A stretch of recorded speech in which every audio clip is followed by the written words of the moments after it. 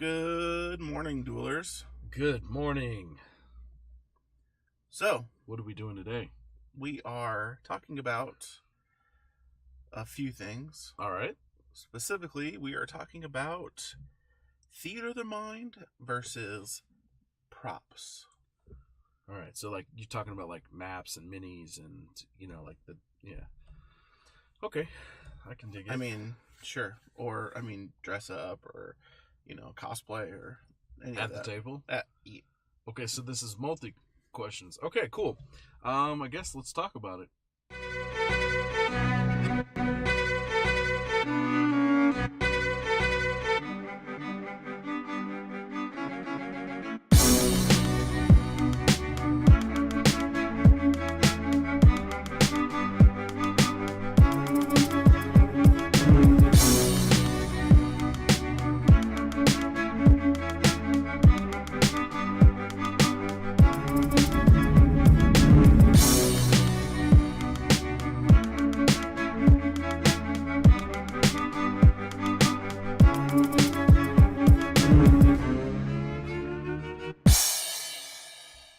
And we're back.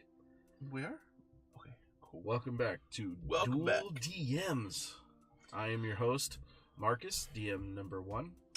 And I am your other host, Johnny, DM number 3. I wonder how long we're going to keep doing that. No. Like, it's just a joke, kind of, and it's just, anyway, I just keep going with it. It's not a joke. It's not a joke, it's serious. Yeah, we'll take it serious. All right, so the thing is this. You're talking about theater of the mind versus, like, maps and minis and such. Yeah. So, like, as a player or as a DM, do you prefer one or the other? It's kind of mismatched. I mean, like, how deep in do you go? Does it matter? Filming perspective, just because it was easy. When we were trying to do maps and stuff, we did like maps on the table for Sands of Change, and we had like minis and everything, and things still got a little confused. And then over on the Apex, it's been a lot of theater of the mind, which I tried to personally foster more of, just doing it that way. Yeah. Because most of the time the viewer can't see what we're seeing or how we're seeing it, because we don't have that set up. So that's for filming, but like personally when you're playing or DMing, let's say you're not recording. Okay, yeah, I guess if we take it like that, I would say then I like the props. We used to play where we didn't have props or anything. It was all theater of the mind. That's how we used to play when we were younger. So I was used to that. But I've seen some real sweet stuff. Like, just on Instagram the other day, I was looking at this model and I was like, that is awesome. So yeah, I think I do have a appeal for minis and maps. For me, I'm kind of like in the in between. I think that props and like maps and minis and stuff like that should be a part of the game, whether you're filming, whether you're DMing, whether you're playing. But I think that should only go to a level to where it helps with the immersion of play, and it doesn't distract from it. Because I've had times where I've seen people have these intricate, elaborate setups, and it just, like, I can't see the other players. It comes to a point where how much is too much. Okay. I prefer kind of a little bit of the theater mind, because it kind of leaves things for interpretation where people can kind of choose their own path. But at the same time, like, I don't mind making a little scroll out of something and handing it to a player, or receiving a little box of jewels. And the props and stuff like that is a little different, I would think, than not necessarily fits into the theater of the mind. I guess it does. Darn it. I was there and then I went back. I flip-flopped on it. It's kind of a in between. But as far as filming, it's kind of difficult unless you've got a really cool camera. You can get in there and see like the different perspectives. you know, and then you're talking about a whole film crew and that kind of stuff. But if you're playing at a table, it's good for, I think, like maps and minis and stuff like that. It's fantastic for knowing exactly like how I'm targeting something, because it gives you a visualization. So it's a little more easier for spells and stuff. Definitely explain that better here. Let's talk about it like this. Mm-hmm. For that example, there are some times where you're at the table and if the theater of the mind descriptions aren't done properly, then you definitely need like the table, because and sometimes that even get so we going left, we going backwards, where's the things coming, right. And you know, for me it's easy for like I'll listen to it, it's like, yeah, we're, you know, I run off in the reverse direction, so this will say I run off in the reverse direction.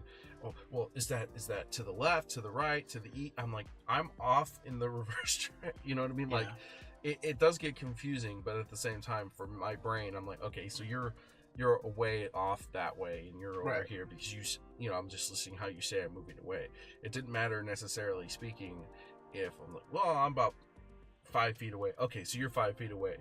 Now I know that that person moved in on that person, so he's gonna kill it. Yeah, all right, he's within range. You know, so for me, it's easy to like maintain that in my head. Yeah, but some people, they just like, where's north, south, east, or west? Well, I think there are players and DMs that are like number specific. They're the people who a little bit more rules heavy than role playing heavy, where like I have to know exactly that this is 5, 10, 15 feet away.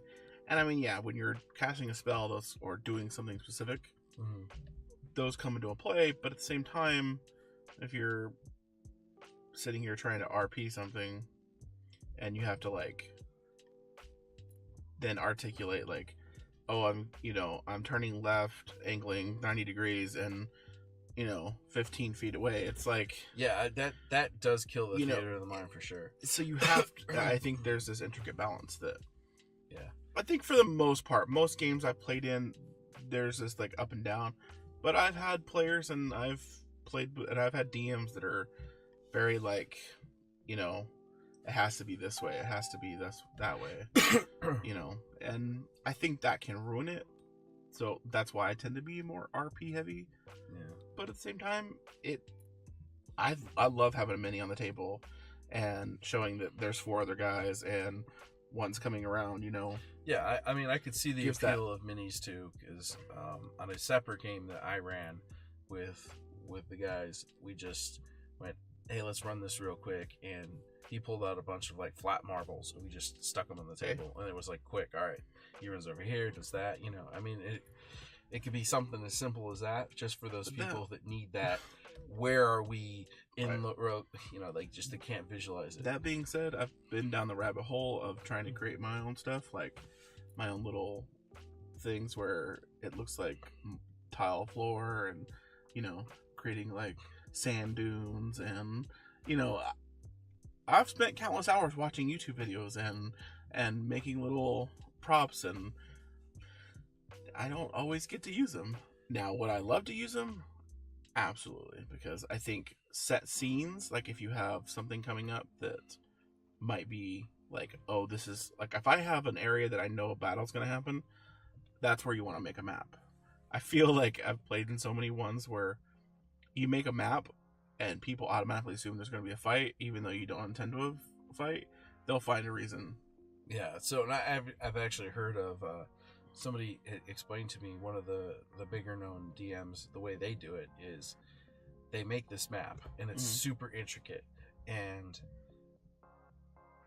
they have it sitting in the back waiting for the players to make it there, because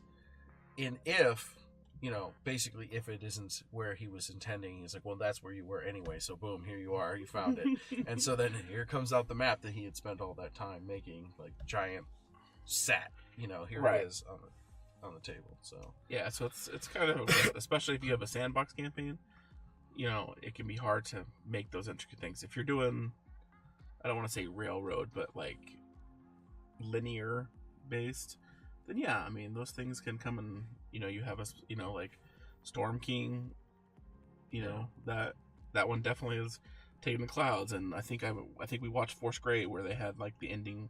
They all did the mine, and at the very end they had this big huge battle in the big castle in the sky, and so they had this huge set, and it was awesome because it was an epic ending. It was an epic battle, and it was like you don't use it for the entire time you play, but it had a specific purpose. So, so you're talking about like the big fights where it's like, here we go. This is the ultimate drag out.